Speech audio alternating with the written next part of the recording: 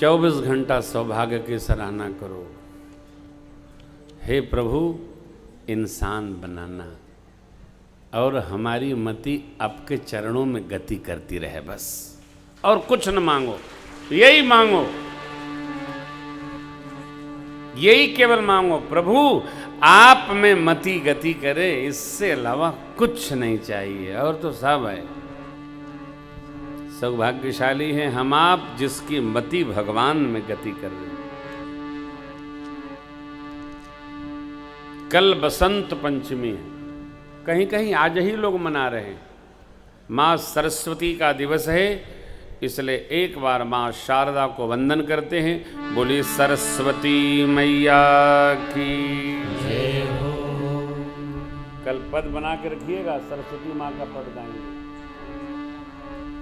माँ सरस्वती जिह्वा की देवी हैं। वर्णानाम अर्थ संघानाम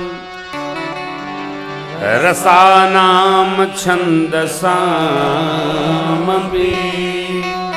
मंगलानाम च कर्तारो वंदे वाणी विनायको। सरस्वती मैया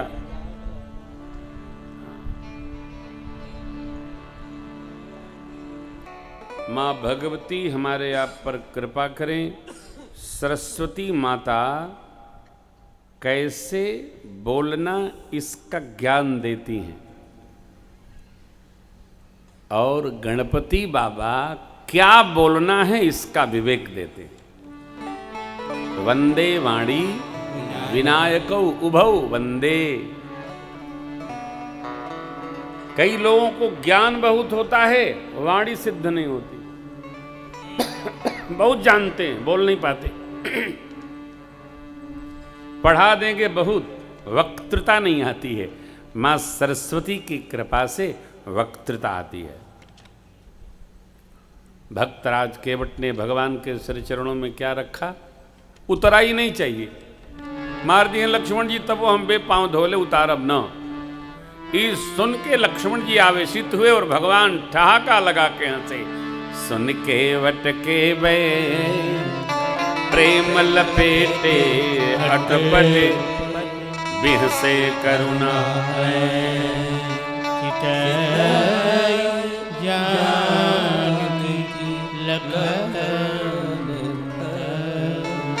भगवान माँ और लक्ष्मण जी की ओर देखकर बड़े जोर हंसे हो। बिहसे, बिहसे माने विशेष हंसे। हंसे प्रभु, क्यों हंसे? हम हंसते कब हैं? जब आंतरिक प्रसन्नता होती है तब हम हंसते।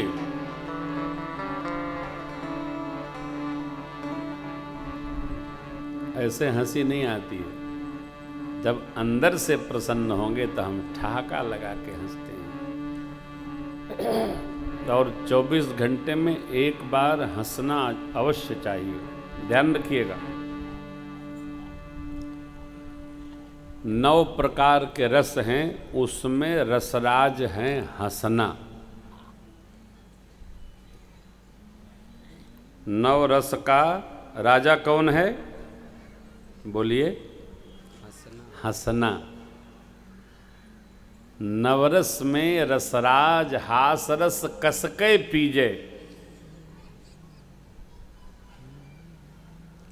हंसने से सारे अंग एकदम आनंद में आ जाते। ये नियामत केवल मनुष्य को भगवान ने दी है।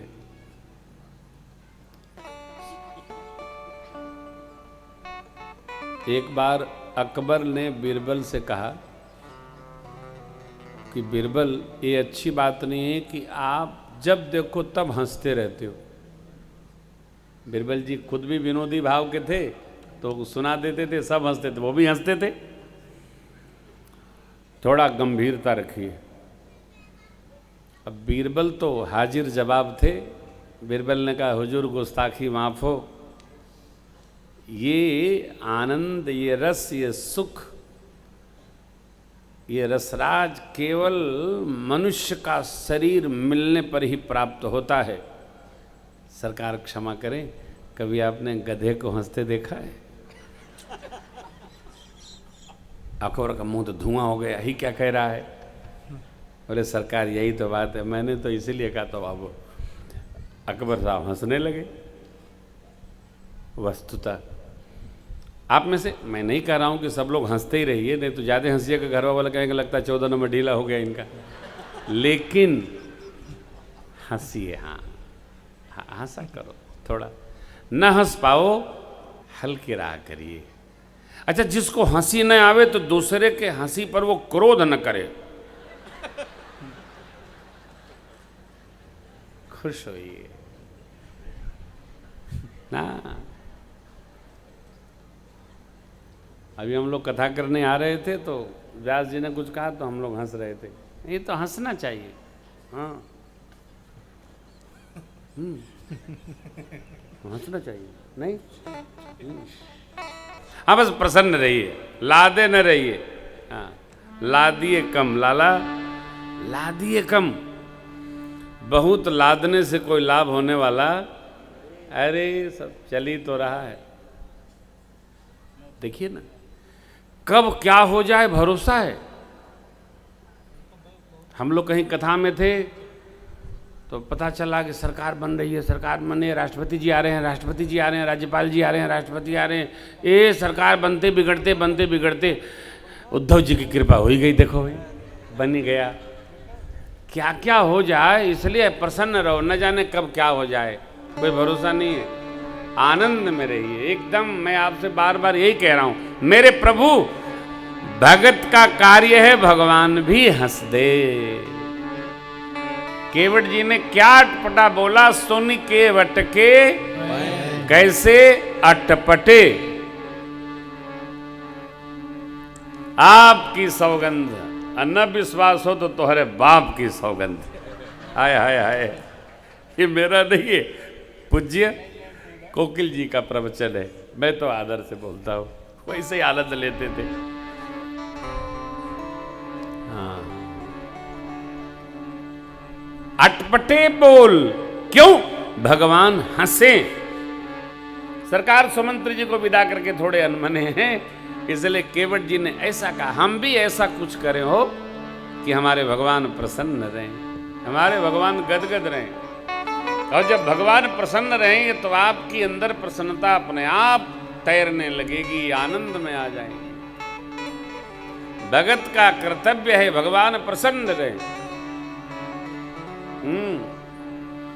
कोई भी अपनी या भगवान की जीव मात्र की निंदा का भजन कदापि न गाया करो, प्रसन्नता के लिए भजन गाया करो। भगवान ने मुस्कुराकर कहा, जैसे आपकी नाव सुरक्षित हो वो करिए, लेकिन शीघ्रता करिए, शीघ्रता से लाइए। केवट जी गंगा जल भरकर कठौता में लाए, भगवान ने पांव रखा, धोने लगे, पखारने लगे, पीने लगे। धोई पाए पियत पुनीत बारी फेर।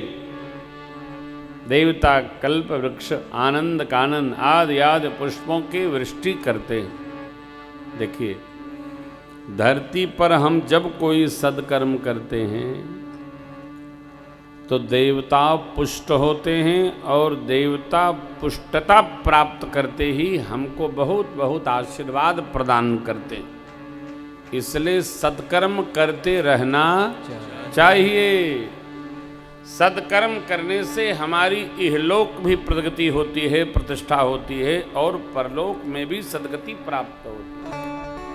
भक्ति और सत्कर्म, परलोक फिर इहलोक, दोनों को साध देते। और तो बहुत काम है संसार में, तो लगे रहेंगे हम आप, परंतु सबसे बड़ा कार्य हमारा है, ऐसा कुछ जीवन में होता रहना चाहिए कि हमारी लोक प्रतिष्ठा भी हो और परलोक भी प्रतिष्ठित हो।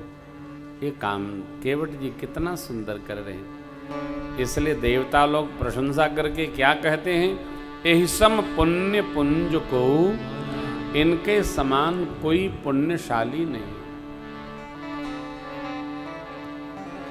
पुण्य धीरे धीरे बढ़े। और ध्यान रखना है, पुण्य बढ़ाते समय कभी भी भूलकर पाप के आश्रम में न जाएं।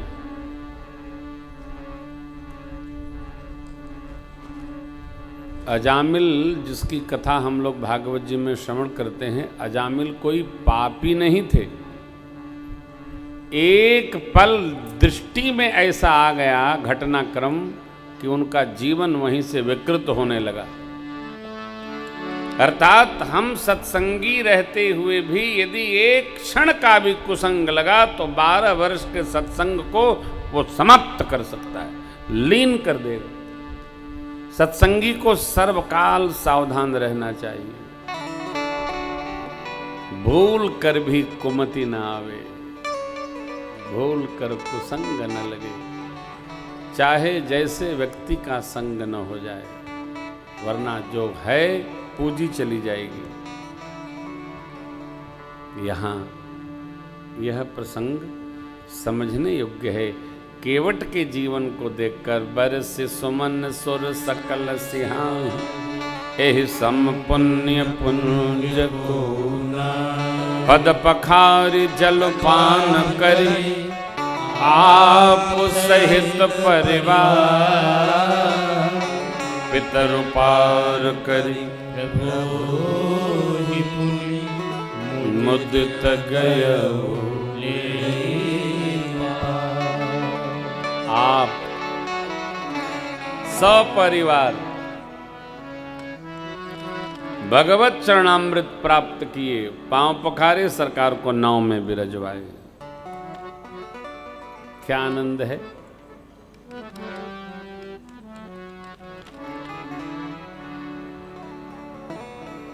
भगवान के सामने ही, सन्मुख ही, समक्ष ही पितर देवताओं को तिलांजलि दिया है।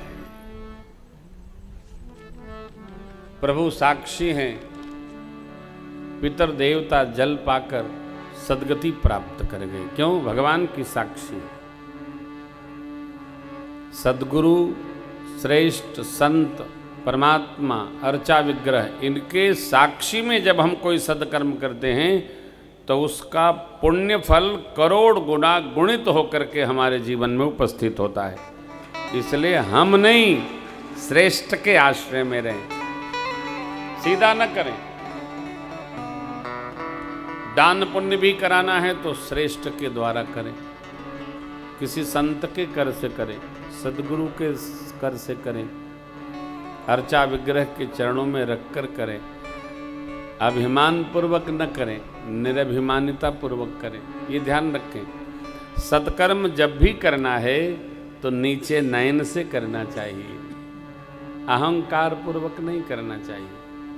हम करते नहीं हैं। भगवान हमसे जितना सत्कर्म करवाना चाहते हैं हम उतना ही कर सकते हैं। शेष तो भगवान स्वयं अपना कार्य करते हैं। अरे स्वयं सिद्ध सब काज, नाथ मोहि आदर दियो। प्रभु का कार्य प्रभु अपने आप सारते हैं, निमित्त वो बना लेते हैं, हमको आपको किसी को भी। भगवान ने केवट जी को निमित्त बनाकर हमको संदेश दिया कि ऐसा ऐसा होगा तो ये सौभाग्य प्राप्त होगा। आप सहित परिवार पितर उपार कर प्रभु पुनि मुदित गयउले। भगवान, माँ लक्ष्मण जी, निषाद राज महाराज उस पार उतरे। उतरी ठाढ़ भये सुरसरी रेता, सिया राम को हर केवट उतरी दंडवत कीन्हा, प्रभु ही सकुच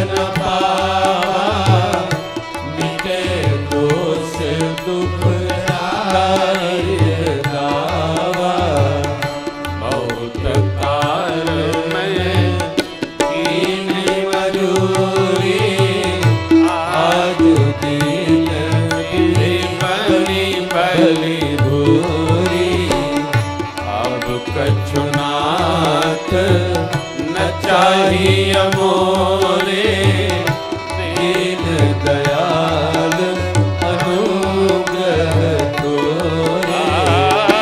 फिर दीवार मोहि जो देवा, सो प्रसाद मैं सिर धरि लेवा। फिर दीवार मोहि जो देवा, सो प्रसाद मैं सिर धरि लेवा। बहुत कीन्ह प्रभु लखन सिय, नहीं कछुवत ले। विदा कीन्ह करुणा, भगत विमल उतरी ठाड़ भय। माँ, प्रभु, निषाद जी, लक्ष्मण भैया। केवट जी ने उतरते ही दंडवत किया, प्रभु कृपा बनी रहे। दंडवत माने विदाई।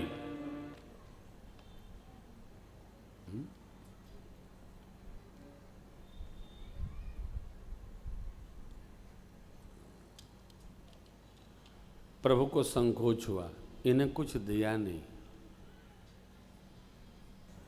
तो भगवान को भी संकोच हुआ, मां समझ गई, क्योंकि भगवान ने आशीर्वाद का हाथ नहीं बढ़ाया। मां समझ गई। मां ने प्रेम मुद्रिका निकाल कर केवट जी की ओर बढ़ा दिया। मेरे प्रभु बोले, ले ही उतराई लीजिए। केवट जी चरणों में आ गए, अकुला गए। प्रभु अकुलाए क्यों? देखिए, केवट जी कुछ चाहते नहीं।